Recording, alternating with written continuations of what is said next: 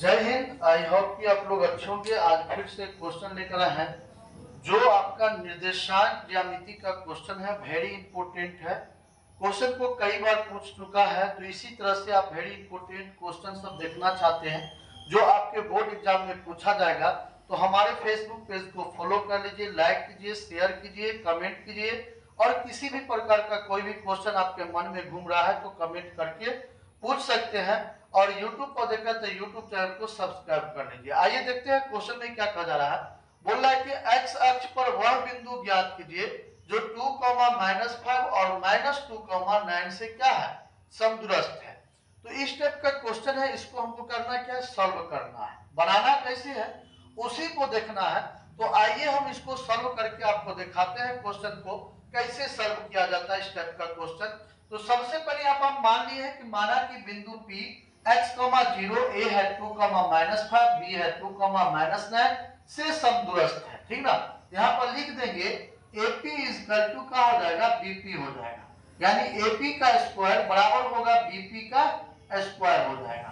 तो आप यहाँ पर क्या कीजिएगा, A का मान लिखिएगा। तो A का मान जो आपको दिया है 2,-5 है। फिर B देखते हैं तो B का जो वैल्यू यहाँ पर दिया है, सॉरी P का जो वैल्यू दिया है, P है आपका x,0 है। फिर यहाँ पर देखेंगे बराबर B का वैल्यू तो -2,9 है। और देखते हैं यहाँ पर P का वैल्यू तो x,0 है। एक बात याद रखिएगा, x अक्ष पर बोलेगा ना तो x,0 रखना। अगर y अक्ष पर इसी क्वेश्चन को दे दे कि आप जो है y अक्ष पर निकालने के लिए कि y अक्ष पर वह बिंदु ज्ञात कीजिए, तो y अक्ष पर जब भी दे देगा निकालने के लिए, ठीक ना, तो वहां पर आपको 0,y रखना, x,y,0 नहीं रखना है, 0,y रख के तब y अक्ष पर निकालिएगा। आइए देखते हैं क्वेश्चन को। तो ये क्वेश्चन है आपका 7.1 का क्वेश्चन नंबर 7, एकदम वेरी इंपॉर्टेंट है। तो हम यहाँ पर क्या करेंगे, इसको x1 मानते हैं, इसको y1, ये होगा x2 y2, ये होगा x1 y1, ये होगा x2 और ये हो जाएगा y2 हो जाएगा, ठीक ना। आइए देखते हैं कैसे बनाएंगे, क्वेश्चन को सॉल्व करेंगे।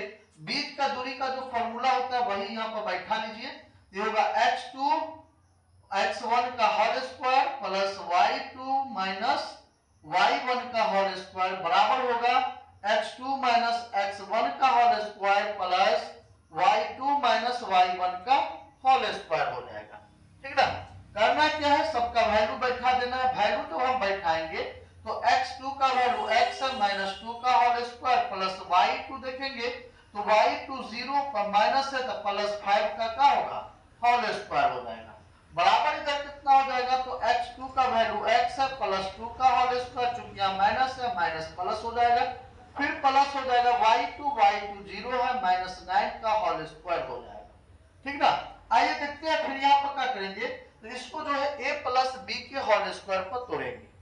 किस पर तोड़ेंगे, तो a प्लस बी के होल स्क्वायर पर जब हम इसको तोड़ेंगे तो x स्क्वायर प्लस 2ab यानी दुगना कितना होगा 4x, अब प्लस कितना होगा 4, प्लस हो जाएगा 25, बराबर इधर कितना हो जाएगा, इधर जब हम देखेंगे x को तोड़ेंगे तो ये होगा x स्क्वायर प्लस कितना हो जाएगा, तो प्लस आपका हो जाएगा कितना दुगना 4x, अब प्लस कितना हो जाएगा 4 होगा, फिर प्लस हो जाएगा आपका 9×81 हो जाएगा, ठीक ना। यहां से x आपका कैंसिल हो जाएगा, बचेगा -4x प्लस कितना, दोनों को जोड़ देंगे तो 29 होगा, 25 और 4 29 बराबर हो जाएगा। इधर कितना बचेगा, इधर बचेगा 4x प्लस कितना कितना बचेगा, प्लस आपका होगा 81 और 4 दोनों को जोड़ेंगे तो ये आपका हो जाएगा 85।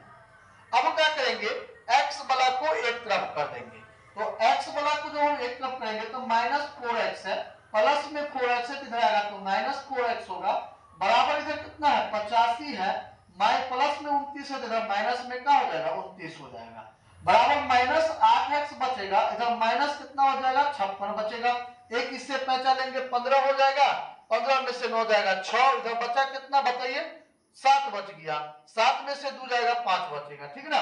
ये आपका प्लस में आएगा, तो x को जब हम बाहर करेंगे तो होगा 56 बट्टा कितना -8, 8 7 56, x बराबर आ गया कितना 7 आ गया, आपको x बराबर कितना आ गया 7 आ गया।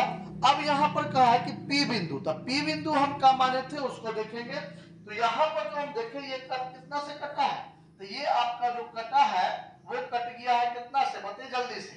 तो ये आपका जो कटा है 7 से, तो x बराबर आपका 7 निकलेगा।